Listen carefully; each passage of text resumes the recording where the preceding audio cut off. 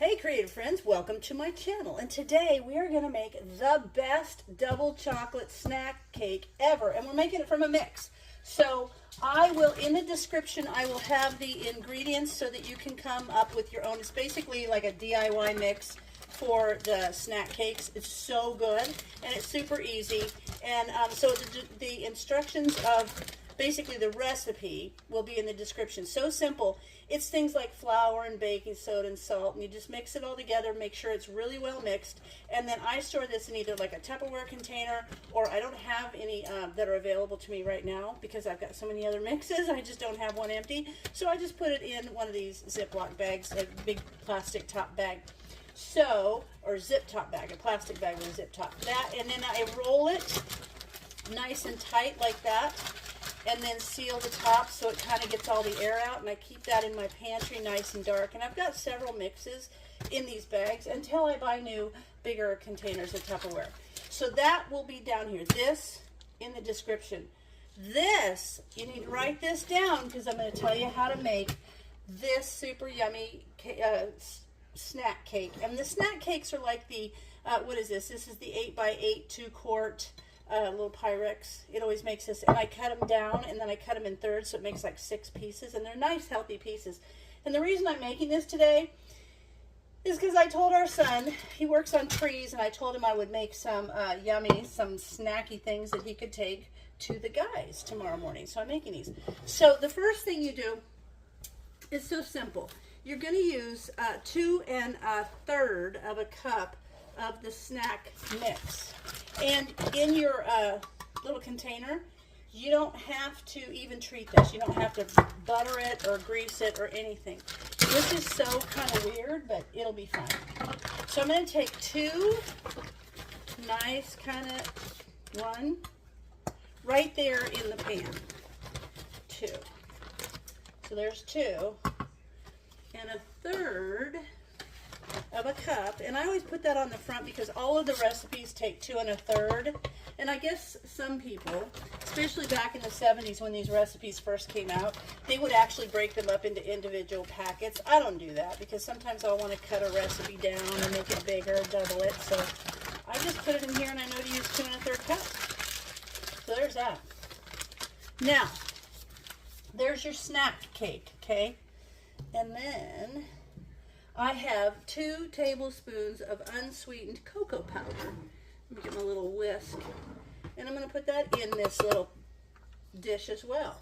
And then I'm just going to mix this up so that it's well blended. You don't have any like cocoa powder, like dark sections. You want it all to be really uniformly mixed. And then the other ingredients are 3/4 of a cup of water, 1 egg, and 1/3 cup of vegetable oil. That's all you need for the liquid part. So, and then you need nuts and chocolate chips.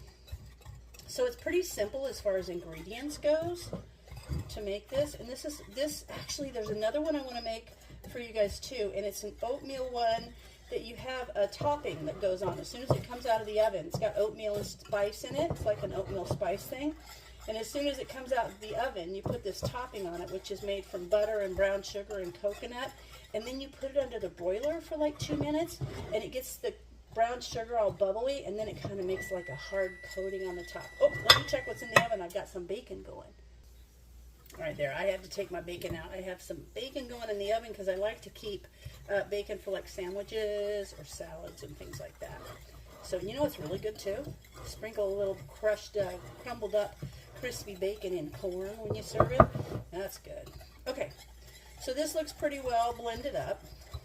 It's okay if there's little chunks of your cocoa powder. Remember, this is unsweetened. This isn't like what you have for your chocolate milk. Okay, that's that.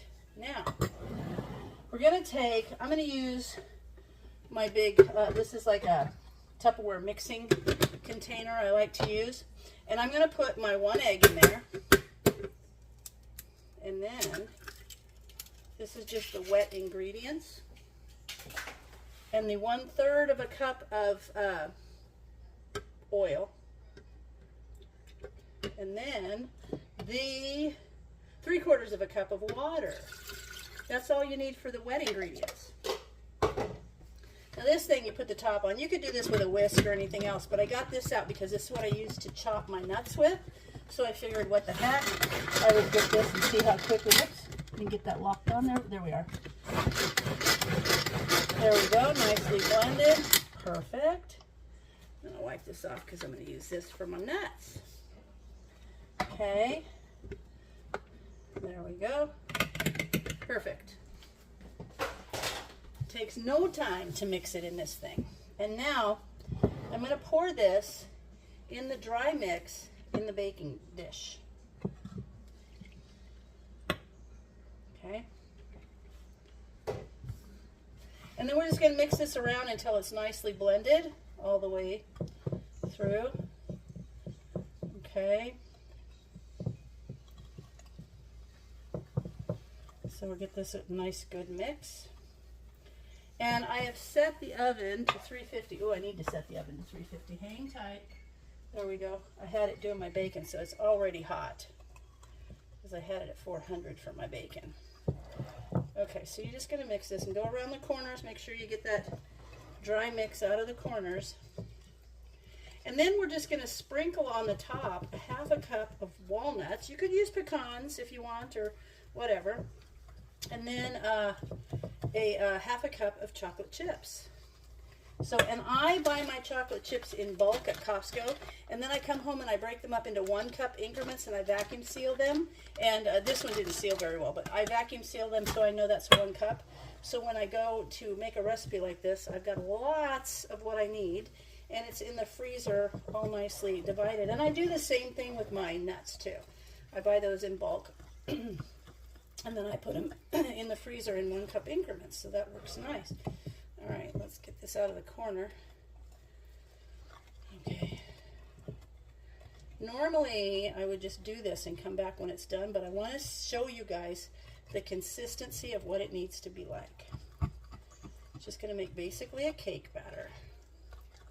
And then this is going to go at 350 for 35 to 45 minutes. At 35 minutes, I put a toothpick in the center to see if it's done. And then if it is, I just bring it out and let it sit. Okay, so see how nicely that is. I'm going to go around the edges one more time. I just love this mix. It's one of my favorites, so be sure and look below for the recipe for the DIY snack mix. Okay, so there's that. And now I'm going to cut this open. And I'm going to sprinkle about half of this because I know this is a 1 cup increment. So I'm going to cover the top of it with about half. I could measure them out, but I'm pretty good at eyeballing things. Just sprinkle this over the whole top. This is so good. It's so, like, it is the, like, chocolate, I don't even know if it's the word, chocolatiest cake, snack cake ever. And it's light and, oh, it's just so good. Okay. So, and I know that those guys that get up there and cut the lines around the trees around the power lines are going to appreciate this tomorrow morning, you know? So I kind of send cookies and things when I'm in the mood. Okay, now I'm going to take my little chopper, the lid, interchangeable lid, and I'm going to put this down. I'm going to put this in there. This little container holds about a half a cup. So now I'm going to pop this guy on here. Give it a couple pulls. This is nice too for like people that have arthritis or dexterity issues. See there? Chopped. Perfect. Now I'm going to sprinkle those on top too. And if you have one of these, be very careful. This thing is like razor blade sharp. I can't tell you how many times I wasn't paying attention and I used that and hurt myself. Okay. You guys are going to love this. I know I do. It's the best. All right, so there it is. So see how quick that was? I literally made this whole thing on this video. I haven't paused or anything. Now that's going to go in the oven. I'll come back at about 35 minutes and we'll see how it is. And then I'll just put it up here. I usually set my my baking dish on a thing like that to cool. So as soon as it's in the oven at 350, and as soon as come back, I will show you what it looks like. All right, this was in for 38 minutes, and I'm going to show you close up. Doesn't it look beautiful? It's so yummy. Now, the hard part is to find a part that doesn't have a chocolate chip melted on it, so when you stick it with your toothpick, it'll come out clean. But you can kind of tell if it's inside the cake or if it's chocolate chip, and I feel like I can test it right there. And I can feel just the cake itself, and you can see I got chocolate chip on there, but you can see it comes out clean. You can tell from, I don't have, there it is, see there? So that comes out clean. Now that is just going to sit and cool off, and it's going to be so good. And I always cut it into 6. You could cut it in more than that, but I'm going to send this to work with our son, and those are hard-working guys, so I know they're not going to want skimpy pieces. So remember, in the description will be the entire blend of how to make the actual snack cake mix, and this is the first thing I'm going to show you that we can make with it. So here, as soon as we're done with this one, maybe in a week or so, I'll try the oatmeal one because it's another one of my favorites. But I love using the snack cake mix. It's so easy to use. So I hope you guys give it a try. And as always, thanks for watching, and I'll see you in my next video.